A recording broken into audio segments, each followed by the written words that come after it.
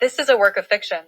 Names, characters, places, and incidents are the product of the author's imagination or are used fictitiously, and any resemblance to actual person, living or dead, business establishments, events, or locales is entirely coincidental.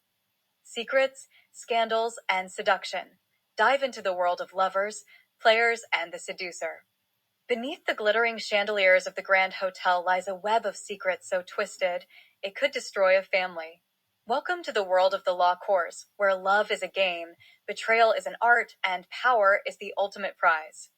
In Grand Hotel, readers are introduced to the law Cour family, a group of unpredictable and intriguing family members. As the story unfolds, the readers witness the captivating events that take place within the family's world. Lovers, Players, Seducer, Book 1. When secrets unravel and scandals explode, lives spiral out of control on a wild, gut-punch ride you can't look away from. Nothing will ever be the same. Buckle up, this story doesn't just twist, it wrecks. Book 2, Lovers, Players, Seducer, The Revenge, delves deeper into the lives of the La Cour family. Everyone in the family gets swept away in a torrent of greed, lust, and ruthless ambition, except for two lovers who remain resolute amidst the chaos. Moving forward to Book 3, Lovers, Players, Seducer, The Betrayal of Nicholas Cour, the focus shifts to Nicholas, a betrayed man, and a bride left at the altar. This installment explores their journey of self-discovery and the realization of what truly matters in life. Throughout the series, the Cour family's adventures are infused with the influence of computer money wealth, which brings both excitement and turmoil to their lives. The series promises a thrilling blend of romance, family dynamics, and unexpected twists that will captivate readers. If you're eager to embark on the saga, you can start by reading Grand Hotel, which is available for free. From there, you can dive into the subsequent books in the series and uncover the captivating world of the Cour family. Conclusion. The Lovers, Players, and the Seducer series is a sizzling blend of intrigue, drama, and passion. Each book peels back another layer of the Cour family's glamorous yet treacherous lives. Perfect for fans of high-stakes drama and forbidden romance, this series will leave you breathless and hungry for more. Dive into the world of Lovers, Players, and the Seducer today and discover how far one family will go when everything is on the line.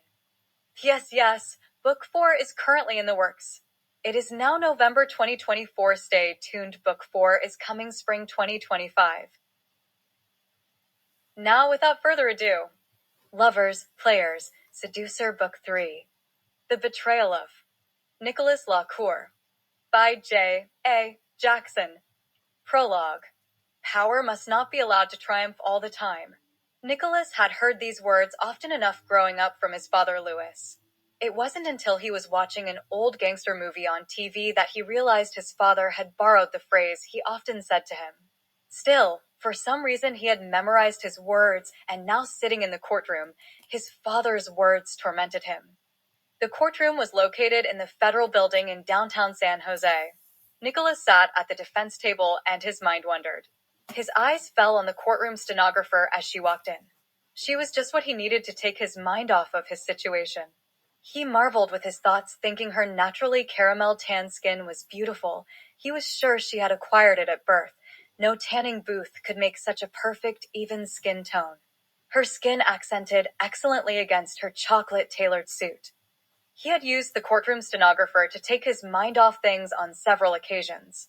She'd become the highlight of Nicholas' days since his trial had started. He'd heard her speak often enough and knew that she had a soft, spoken, pleasant voice that was soothing to his senses. Besides, it didn't hurt that she was professionally dressed in a form-fitting outfit that accented her curves every day. Today, she wore a classic chocolate brown elegant ladies blazer paired with matching tapered ankle-length straight leg pants that showed off her delicate ankles. He smiled softly, enjoying the fit of her tailored blazer as it highlighted her ample breasts.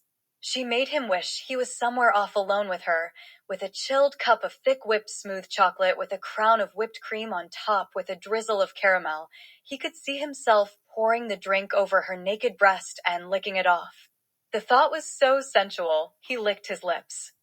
Lucky for him, when his mind wandered too long like he was doing right then, or if he fell asleep, his trusted attorney, Ross Goldman, would give him a nudge. Ross Goldman was a tall, gray-haired man in his mid-60s. He had been a good friend of his father, Louis Cour. All at once, Ross leaned over and patted Nicholas's hand and gave him a reassuring glance in a fatherly manner. Nicholas took his focus off the courtroom stenographer as he glanced around the courtroom. Just at that moment, the bailiff opened the main doors of the courtroom and the public entered. The courtroom hummed with noise as the press began setting up their cameras and positioning their lighting to get the best shots. As the courtroom bustled with excitement, Nicholas took it all in. He quickly grew bored and let his gaze settle out the window next to the table where he sat. The window afforded him a glimpse of the courtyard in front of the federal court building. Several rows of the Kwanzan trees were planted there. The Kwanzan tree is the Japanese flowering cherry. It blooms with deep pink colors during its peak season the last week of April. The blooms had come early that year, Nicholas thought as he stared out the window. The early bloom made him think about his life. He could envision in his mind the last few years of his life. His rise to grace and riches had afforded him to live a life filled with power and flamboyant debauchery, but now it was at the cost of a jail cell. He thought often about it and realized his real problems had all began when he lost his father, Louis. He hadn't realized Louis had been more to him than just his father. He'd been his mentor and very possibly his best friend. Only it took his father's death for Nicholas to realize that. His case had instantly thrust him into fame in the local newspapers. He still hadn't gotten used to the celebrity status his case had brought him. His case had garnered headlines in the local paper every day for almost a year now. The local newspaper had described him as the handsome local boy next door, right down to his good looks, broad shoulders, and lean-muscled frame. They had even done their research on him, discovering that in high school he was the type of kid everyone loved, and said that he had a nice personality and got along well with others. The kind of kid you knew would succeed. Nicholas' attorney, Ross Goldman, leaned over to him in a fatherly manner and patted his hand. Nicholas glanced up at Ross Goldman just as he was giving him a reassuring glance. His act of kindness made Nicholas feel a little better as he sat beside his attorney in the courtroom. Because today was the day he would discover his fate. Still, the conflict inside of him was raging in full force as his thoughts wandered, while he sat silently in the courtroom. He wondered how he could have been so naive to think he could have trusted Dante Channing in the first place. He could see Dante clearly now for what he was, a cold-hearted, manipulative user.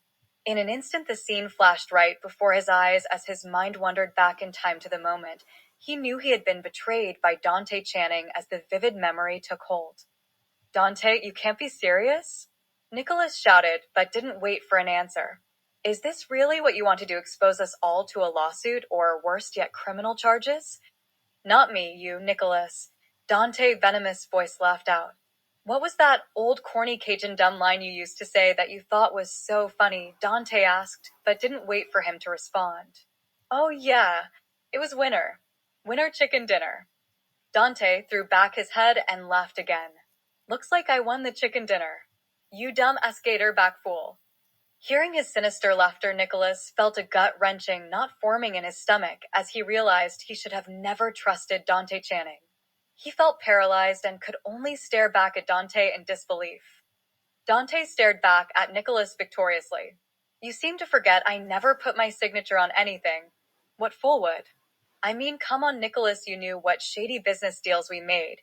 What with the price fixing false financial statements, and with our international businesses failing. Hell, I made sure my name wasn't on everything." "Are you serious?" Nicholas asked in disbelief. "You dumb ass." Dante laughed hysterically as he focused his sinister gaze on Nicholas. "You should have been more thorough with checking the facts." Nicholas looked at the piece of paper in his hand. A tragic look of despair flashed across his face. His eyes twitched as he stared back at it. It was all there in plain sight.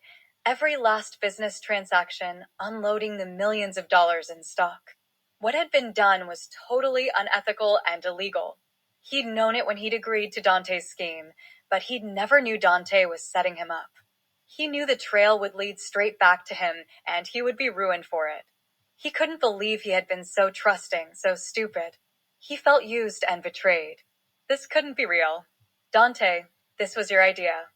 I thought we were in this together. You thought that we were in this together. Dante vehemently song back at him. Nicholas, stop whining like a little bitch. Nicholas shrugged helplessly. Can't you put a stop to this? Dante gazed back at Nicholas uncaring. Bad things happen to good people all the time, he shrugged. Right now, you are just angry, because I outsmarted you. While you're sitting in jail facing all that time, maybe you'll get over it. But, hell, I doubt it, he taunted him. I sure in hell wouldn't. Rage filled Nicholas as he lunged forward. You motherfucker dash. Instantly, Dante sprung forward, pulling a lead pipe from his sleeve, aiming high, and landed it to the side of Nicholas' head. Nicholas felt like he had been hit by a train, and as the blow sent him crashing to the floor, he felt something running down the side of his face, and his fingers automatically reached out and touched it. It was blood. Nicholas couldn't believe it. He was in shock. It was his blood running down the side of his face. See you in court. Or should I say, I hope you get yourself a great lawyer. Dante laughed out as he made his exit. It was the last thing Nicholas remembered before hearing the bailiff's strong stem voice echoing as he woke out of his thoughts. The jurors are returning, the bailiff yelled. The door just to the right of the judge's desk opened, and the jurors walked in and took their seats. The bailiff went into action and started restricting access, and soon had the room quieted down. Suddenly, the door to the judge's chambers opened wide, and the judge walked in, his black robe bellowing behind him. Instantly the room went quiet. All rise, hear ye, hear ye. The court is now in session in the federal courtroom of Honorable U.S. Magistrate Judge Edward Joseph George. The bailiff bellowed. Silence in the courtroom. Any outburst will be dealt with post-haste. The bailiff waited until the judge was seated and then yelled, Everyone be seated. The judge then took center stage in the courtroom and turned his full attention to the jury. Has the jury reached a verdict? Judge George asked. Yes, the jury has, the jury foreman said, as he handed the verdict to the bailiff. The moment was tense as the bailiff quickly walked over and handed the verdict to the judge. Judge George's voice was sturdy when he asked, What does the jury say? We, the jury, in the case of the state of California versus Nicholas Law Cour, find the defendant guilty of the charge of federal larceny and securities fraud. At the sound of the jury's verdict, Nicholas felt all was lost as he heard his mother, grandmother, and sister piercing sobs filled the air. He felt the tears swell up in his eyes. The out-of-control crying sob that escaped his lips was not his voice. Nicholas prayed as the tears ran down his face and the agony words rolled off the tip of his tongue.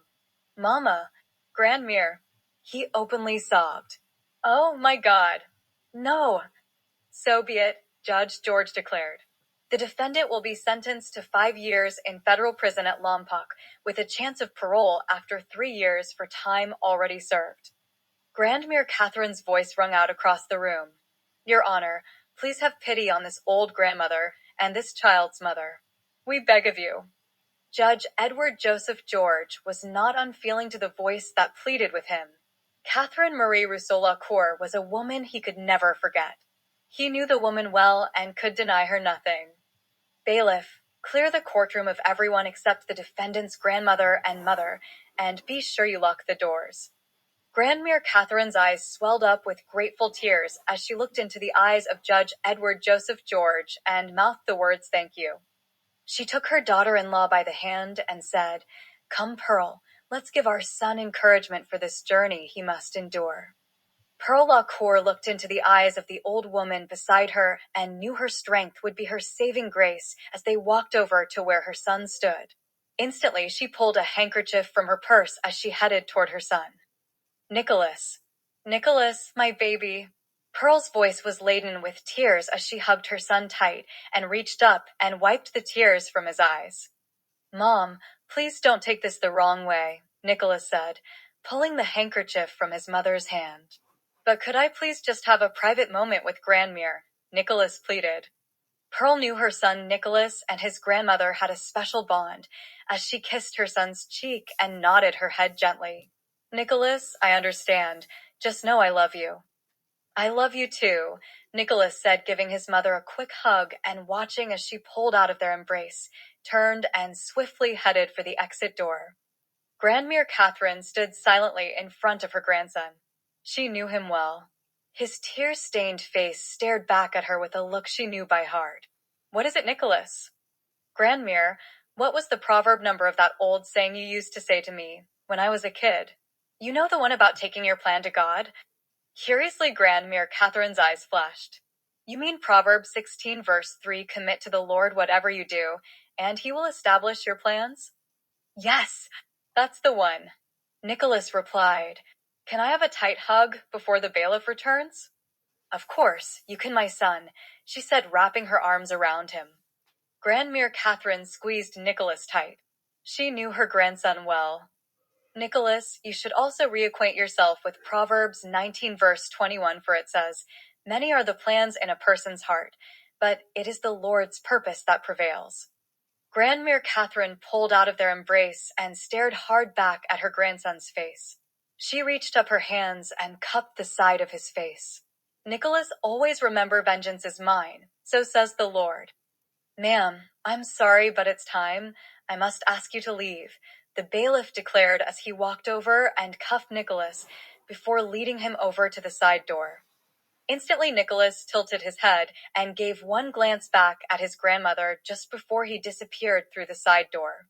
The door that led to the jail cell they housed prisoners in before taking them back to the main jail. Chapter 1. Receiving Line. Nicholas stood behind a man in the receiving line and tilted his head to see if they had left. They were still standing there. His mother Pearl was standing next to his real father, Sherlock Bailey Garrison. It was over a couple of years ago that he'd found out Louis Cour wasn't his biological father. No words can describe the engulfing, all-consuming shock he had experienced once his mother Pearl told him the truth. Nicholas remembered the first time he and his biological dad, Sherlock, were alone without his mother Pearl present. They went for a long walk, and they talked about everything. At the end of their long walk, Sherlock helped him deal with the fact that he had been systematically lied to by his mother, who really had no choice but to lie. His victimization was the ultimate betrayal by the people around him who were supposed to love and support him. Sherlock had even helped him see that those other family members who had enabled his mother Pearl's lie by maintaining that lie, all were thinking they were doing the best thing for the situation at hand, him. But it was Sherlock, his real father, who had helped him to see that all of them had been wrong and that they had wronged him. At the end of their conversation, Sherlock had put his arm around his shoulder and apologized to him for everyone's behavior and told him the best thing that he and his mother could do for him was to go to counseling together with a vetted therapist. It was those therapist sessions together that had helped Nicholas see clearly and get closure. His dad. Sherlock didn't know how much that had meant to him.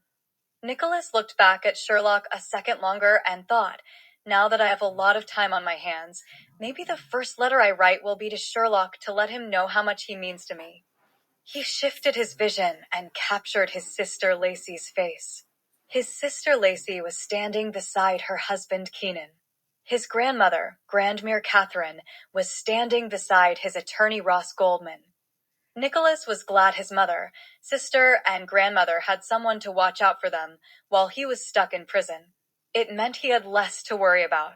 The men standing beside his mother, grandmother, and sister were capable of taking care of them and more. His thoughts turned to his attorney. Ross Goldman was a good man, Nicholas thought. How many attorneys accompany their clients to their first day of prison? There they were, all still standing where he'd left them at the big glass window, next to the door he'd just walked through. They were staring out of the wide window. The women in his family were teary-eyed. Just like all the other crying sad relatives and friends coming to say their goodbye to their loved ones as they entered the California Department of Correction. All at once a loud bell sounded and a gigantic precision metal door, resembling a garage door, slowly rolled out of the ceiling and closed over the huge window where the families all stood. An eerie quietness fell over the room. Nicholas felt like it was the most defeating and heart-wrenching moment of his life. For one moment that he couldn't understand, he'd wished Maelle had been there to say goodbye to him. But no sooner had the thought entered his mind. He erased it knowing it was the best thing, her not being there. Not after he'd broken her heart leaving her at the altar. Nicholas la Cour, did you hear me calling your name? The next thing Nicholas knew, a guard was standing in front of him. Nicholas shook out his thoughts. I'm sorry, what did you say? I said, I need you to take off all of your personal effects and put them in this box, the trustee said. If any of your personal possessions are permitted, I'll let you know. Otherwise, they will be here in this box for you when you get released. After the trustee accounted for Nicholas' personal effects, he handed him a bundle of prison clothes, and on top of them sat a Bible. Excuse me, Nicholas stated, but you handed me a Bible. Yeah, all the new inmates get one, the trustee said. Consider it a gift, courtesy of prison fellowship. What am I supposed to do with it? Nicholas asked. I suggest you sleep with it under your pillow. It'll give your pillow that extra height of comfort, and who knows, maybe one night, you just might want to pray to God and ask him to get you out of here, the trustee laughed. Now go and get dressed. Picture time is coming up next. A half hour later, Nicholas stood fully dressed in his new prison clothes waiting to have his hand fingerprinted and his picture taken. Nicholas heard the fingerprint guy yell, Next! He stepped up, still holding the new Bible he'd been given. He was told to put his hand flat on the table in front of him. He put the Bible down and for the first time really looked at his hands. It was as if he was noticing his hands for the first time. He noticed the scar on his left hand. The scar was from when he'd cut himself with his first pocket knife. The knife his father Louis had given him. The fingerprint trustee was careful and quick taking his prints. The next thing Nicholas knew, he was passed down to take his picture, and just as quickly as the fingerprinting went, the photo session was over too. They take your keys, your phone, your clothes, your humanity, and then they take your fingerprint and your picture. The guy ahead of him turned back and said, I see you're hanging on to that Bible. Yeah, I thought I was supposed to. Nicholas answered as he looked up to see who was talking to him. It's up to you, but it's not a bad idea to hang on to it. The Christians, they love to see you hanging onto your Bible. Is that a fact? Nicholas stated. Thanks for the advice. By the way, my name is Nicholas. Nicholas la Cour. Good to meet you, Nicholas. My name is Jesus Martinez. Jesus Martinez was a tall, lean, handsome-looking Hispanic man with deeply slanted dark eyes that gave him an Asian look. His face was formed of converging planes that gave him a rugged, feral look. On the right side of his neck was a very distinguished-looking silver and red dragon's head tattoo with a realistic-looking jade pendant trapped in the jaws of his mouth and some words tattooed in Chinese that read. Nicholas stared at the dragon's head tattoo and wondered at it, but it was the words in Chinese that really caught his attention. He'd seen the symbols before and knew their meaning. He didn't have long to wonder if it was all right to talk to Jesus about it when he heard Jesus say, I had the red dragon tattoo done in Chinatown in San Francisco. Pretty cool, huh? Yes, that tattoo is one of the finest I've ever seen. Whoever did it is a real artist. Can I ask if your mother is Chinese? Nicholas asked. Jesus smiled. Yes, she is. What gave me away? My eyes? Or my dragon tattoo? Nicholas nodded in disagreement. No, not the dragon tattoo, but the words written in Chinese. Those are Chinese symbols that stands for what I believe is the words my geek Robin Hood. Yeah, that's actually my real middle name in Chinese, Jesus laughed out. So where did you learn Chinese? I had lessons as a kid. We had a Chinese tutor who was more like a second mother nanny most of the time. My father insisted his children learn more than one language growing up, Nicholas said. Looks like you had a smart father, Jesus replied. What Chinese I know? My mother taught it to me. Anyway, my mother gave me Geek Robin Hook as my nickname growing up too. You know how Chinese mothers are. Nicholas smiled with understanding. So, Jesus, who are the Christians? You were talking about, if you don't mind my asking. No problem, they are the holy ones. The ones who believe their purpose on this earth is to save your soul. Don't worry, they'll find you. Them and the rest of the welcome wagon. Welcome wagon. Nicholas repeated with a curious tone in his voice. Yeah, the Christians and everybody else who will drop in on you to tell you that they want to help you. Jesus paused and then continued. Let's see, you've got the psychologist, and then there's a cuckoo guard or two. There are crusader guards, some who are real, people who want to help. Then there are the crusader guards with something to prove. Now those just want to hurt you. Nicholas nodded. So, you're saying I can trust the Christians? Jesus nodded. Hell, yeah. The Christians, they are truthful. They just want to save your soul, and on a positive note, they will hook you up with some good stuff. Like better soap, toothpaste, and stuff like that. So that means it's good to talk to them? The Christians, I mean. Nicholas asked. Hell yes. And you don't have to believe in religion. Just don't tell them, Jesus exclaimed. And don't forget some of the guards are cuckoo. Some guards are crusaders and some crusaders are just snitches. Then you have the goon squad, guards who will write you up for anything. Wow! Nicholas exclaimed. You are a wealth of information. Jesus chuckled. I'm sure you've guessed. This ain't my first time here at the big house of chess. The big house of chess, Nicholas repeated with a puzzled stare. I don't see it. Jesus nodded. You play chess, Nicholas? Yeah, sure I do. Well, think about it this way. When you're playing chess, the game unfolds while you're playing, right before you, wouldn't you say? Sure, Nicholas agreed. I follow you so far. Since you're following me so far, think about it this way, Jesus replied.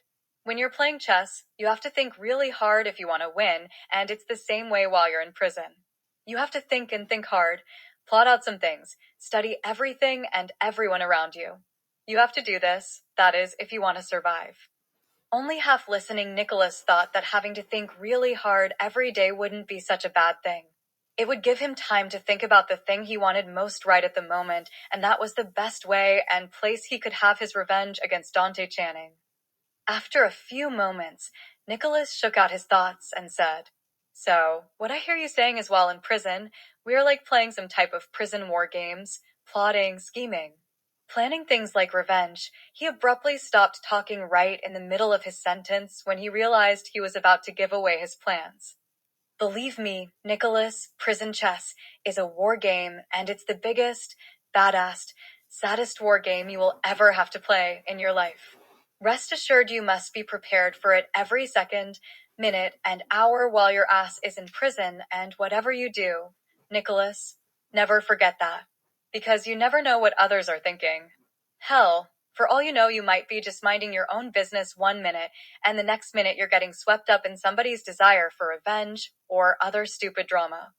Nicholas found what Jesus was saying was intriguing, as he heard the stern tone in Jesus' voice and knew he was serious. He let his words sink in. He watched Jesus waiting to see if he had read his mind or heard him say the word revenge, and wondering if Jesus was making a point with him. At that moment, the only thing Nicholas could think of to say was, Well, on that note, I guess I need to be hanging out with the Bible-toting Christians. Looks like they're my only chance for survival in this prison game of chess, Nicholas replied. I'm serious, Nicholas, Jesus said. Even the Christians can't save you from this hellhole that prison is. Just remember they issue you clothes and stuff and tell you it's your stuff. But in reality, they own it. They tell you when you can shower, when you can shit, when you can eat. But they can't tell you when you can pray. So, I suggest you start memorizing a few prayers from that Bible of yours. It will help you get through this once you wake up every day and realize you don't have a choice. You have to get through this until you can get released. Nicholas thought about what he was saying, and then his stomach started making some loud gurgling noises. Sounds like your belly is ready to eat, Jesus replied. They usually take us and show us around once we're done here, and the chow hall is one of the last stops. Jesus rubbed his jaw as if he was thinking, Oh, before I forget. One thing you don't want to forget to do once they take you down to the chow hall. What's that? Nicholas inquired. Scram, and I do mean scram. Eat fast and get the hell out of there. Believe me, the chow hall is a dangerous place to linger. Hell of drama can start in there in seconds. Nicholas nodded. Thanks for the tip. Inmate Jesus Martinez to line P. Looks like it's my turn to talk to the head doctor. that P is code for the psychologist, Jesus stated, and then joked and laughed. Some just call him Dr. P. Well, I should get going. I'll see you around, Nicholas. Don't be a stranger. Chapter 2. Lacey La Courigan. Lacey had been devastated when the verdict had been read in court that sad day weeks ago. It seemed like yesterday when she heard the jury declaring her brother Nicholas guilty. People everywhere she went had something to say about her brother and his so-called crimes.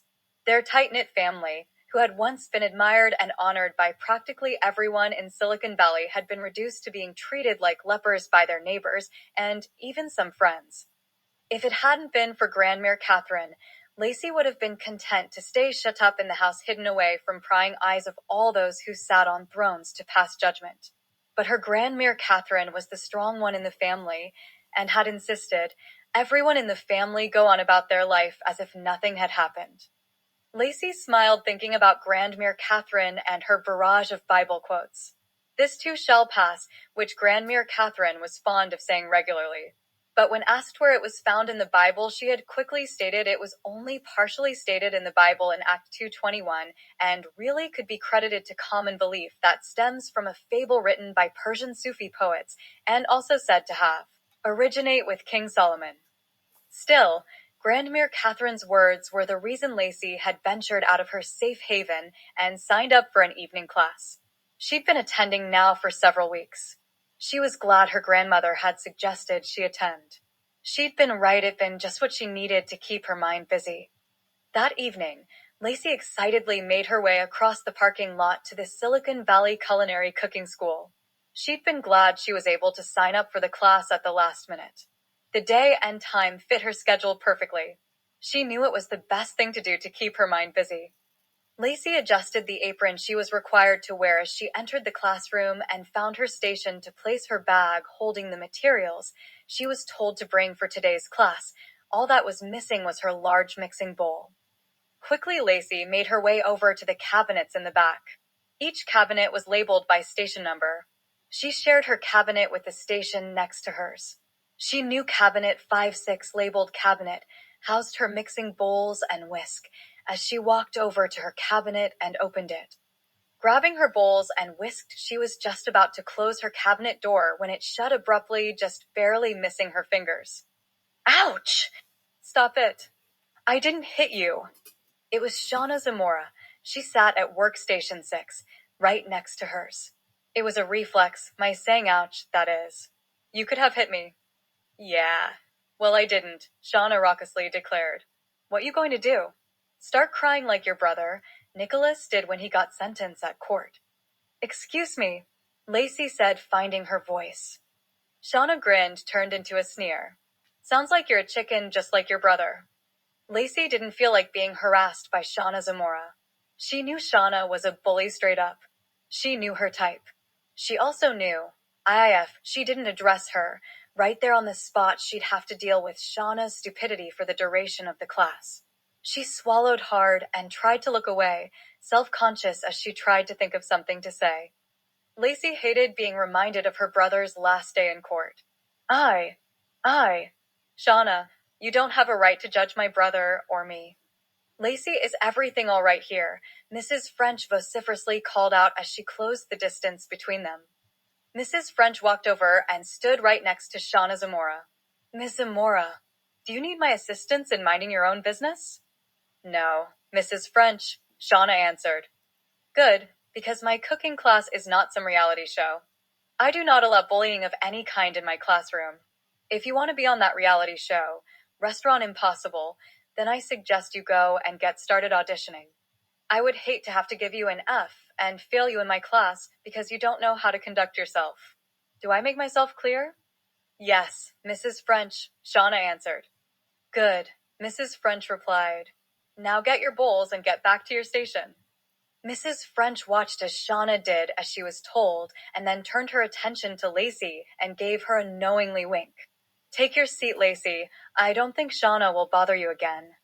Judy French, the instructor, walked to the head of the class and immediately took over the room. Judy French looked like she loved to cook.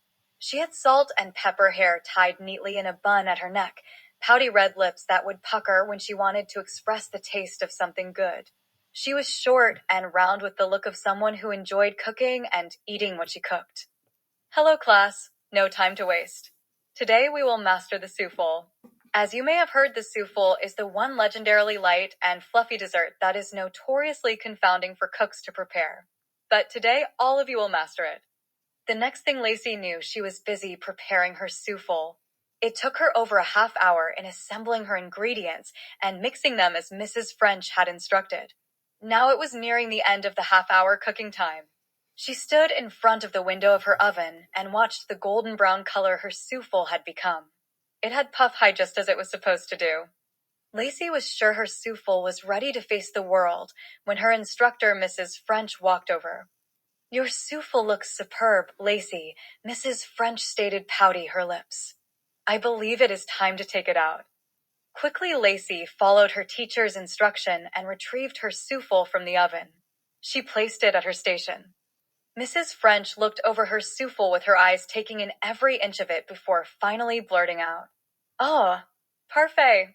Lacey, très bon. Lacey stood there smiling. Thank you, Mrs. French. Mrs. French quickly walked over to the next station and said, Shauna, please take your souffle out of the oven. Shauna did as she was told. The souffle was lopsided as she placed it on her station. In the blink of an eye, Shauna's souffle flopped as the little air it had popped out. Shauna, Mrs. French condescendingly said, it does look like you need to pay attention to the air in your souffle. Perhaps you could apply some of that hot air you're filled with to your eggs when you beat them, she said as she walked to the next station. Laughter erupted all around. Lacey's eyes met Shauna's. She could see the rage boiling in Shauna's eyes. She mouthed the words, Take that, you bit, dash. Then she gave Shauna her meanest sneer and rolled her eyes. Chapter 3. Lunch and Punch. Jesus Martinez. Lompoc prison the next day. I'm sorry, what did you say? Nicholas and a bunch of other inmates were heading toward the chow hall. The first thing he noticed was that there were 2 lines that snake between long serving lines. The second thing he notices was there was no pleasant aromas of a cooked meal filling the air. It didn't matter how long Nicholas had been in prison. The one thing he was sure of was he was never going to get used to the taste of the food served in the chow hall. Quickly his line arrived at the food counter. Splatters of dried food greeted him. He watched as the food service helper heaped a large portion of gray gump on a tray laden with overcooked green beans, a lettuce salad, and a rock-hard-looking dinner roll. He soon learned the gray glob was called chicken a la king. A laden tray was thrust at Nicholas' hands, and he quickly placed his Bible on his tray and walked over to a long dining room table and sat down. He watched as everyone around him quickly choked down their food. He tried to do the same and felt his throat gag. Eat the salad and the green beans, someone called out to him. You'll get used to the rest another time. Thanks, Nicholas replied and then quickly did as he was told. Once he finished eating, he made his way toward the exit door leading out of the chow hall, securely holding his Bible in his hand. He had just made it to the entry of the threshold when he heard a loud commotion behind him. You motherfucker, an inmate yelled. Nicholas paused at the exit and turned around just in time to see who was yelling.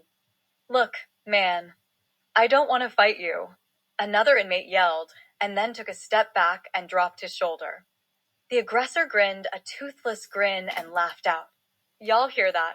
Pretty Ricky doesn't want to fight me. How about I give you some punch to go with your lunch?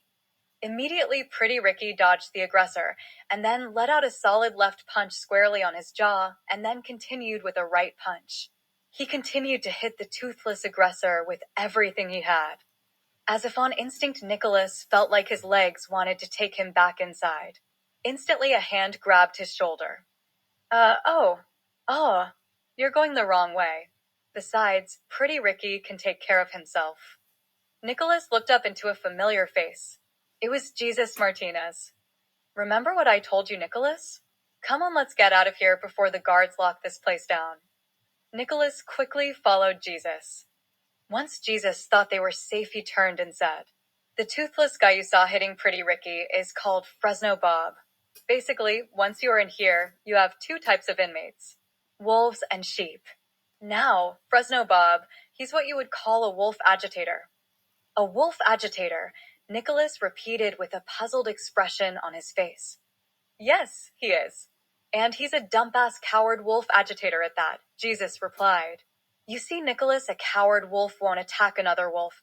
They only want to attack sheep, and they will attack a sheep every chance they can get, especially if they think he's weak. So, why did you say Fresno Bob was dumb? Nicholas inquired. Jesus rubbed his jaw. I heard from a spider monkey who said he was, and if he said he was, believe me, he is. Spider monkey? Nicholas inquired, staring off into thin air as if he was trying to figure it out. Yeah, a spider monkey is just another name for someone doing hard time, and this spider monkey happens to be a well-respected O.G. And if you don't know what O.G. stands for, it means old gangster. This O.G. normally walks the yard with Fresno Bob and a few of his friends. Now O.G. told me Fresno Bob was one dumb asshole because Fresno Bob thought Pretty Ricky was a lame duck. Lame duck, Nicholas repeated with a puzzled expression. Yeah, a lame duck is someone who keeps to himself, so some folks think they are weak, Jesus said, and then paused and looked at Nicholas. Don't you know who Pretty Ricky is? No, sorry, I don't, Nicholas replied. Well, I can understand your not knowing, Nicholas. You came from the Silicon Valley, but Fresno Bob came from Central Valley. He ought to have known who Pretty Ricky was. He stated, but didn't wait for Nicholas to respond. Well, I guess if you don't know, then it's safe to say, was right, Fresno Bob is one dumbass hole because he didn't know either. That's why Fresno Bob just got his ass kicked. He didn't know either. Jesus chuckled and shook his head. In fact, you can say Fresno Bob just had some punch to go with his lunch. He laughed to himself, taken by the joke running through his mind. Jesus chuckled to himself a little more and then said, Pretty Ricky's real name is Enrique Calderon Jimenez. He comes out of the East Side Boxing Club in Stockton. He was on his way to becoming the middle-weight boxing champion when he got busted for being an accomplice to his certifiable lunatic cousin bank robbery idea. Did you know that the man who started the East Side Boxing Club is Chuck Jackson, and he's been an inmate here for over a year? Really? Is he a trainer too, or just the owner? Nicholas inquired. Who? Chuck Jackson. He's an outstanding trainer. Everybody knows that, and his fighters have performed at their highest for years. It's been said he can train a man to kill another man with his bare hands. So, what is he here for? Nicholas inquired. Something to do with illegal firearms possession, Jesus replied. Hey, speaking of the man, here he comes now. Do you want to meet him? I sure do, Nicholas exclaimed. Nicholas turned where Jesus was looking and saw a tall, over 6 feet 4 inch tall man approach them. He had a lean, athletic build with precision muscle tone, with a boyish handsome face, with a crown of salt and pepper hair cut to an even fade with a part on the side. Hey, Jesus, I heard you were back. Who's your friend? Chuck asked. Hey, Chuck, this is Nicholas Cour, Jesus replied. Nicholas, I've been hoping to meet you, Chuck said. Your father, Louis, was a very well-known and respected man. You knew my father? Nicholas asked in awe. Yes, and I wish I had time to stay and chat with you and share some stories about your father, but I'm supposed to be on the other side of the yard in 5 minutes, Chuck said. Okay, no worries. I understand, Nicholas replied. Chuck focused his attention on Nicholas. Tell you what, tomorrow at this time, I'm free. How about you look for me at this spot, and we can talk about some of the crazy stories I have about your dad? Sure, thanks. I'll see you tomorrow, Nicholas replied, watching Chuck walk out of sight. He was thinking to himself he wanted to talk to Chuck Jackson all right, but it was about asking him to teach him how to be a fighter. Wow, Nicholas, looks like you've made friends with a legend, Jesus said. I've never seen Chuck Jackson make an appointment to meet with a guy. He must have really liked your father. I'm in awe myself. I can't believe Chuck Jackson knew my dad, Nicholas blurted, shaking his head. Not to mention I'm in awe of you too, Jesus, and your wealth of information. Looks like you know practically everybody who is somebody in this prison, he said out loud. Nicholas stood there spellbound to the spot, and then he thought about what could have happened if he had gone back into the chow hall. He shook out his thoughts and said, "Thanks again, Jesus, for looking out for me in the chow hall and introducing me to Chuck Jackson. I owe you one." Jesus just smiled. "Don't thank me, I'm just doing an old crusader a favor or two. Now, Nicholas, you just try and stay out of trouble. And open that Bible of yours and maybe learn a few prayers." He paused. "Look, I've got to get going. I'll catch you later." Nicholas watched as Jesus made his exit. He decided it wouldn't be a bad idea to learn some prayers while he contemplated revenge against Dante Channing for putting him there. But then a thought ran through his mind. He thought he'd heard Jesus say he was just doing an old crusader a favor. He wondered if he had just imagined hearing him say that. His eyes glanced down at the Bible in his hands. It was time to get down to reading it.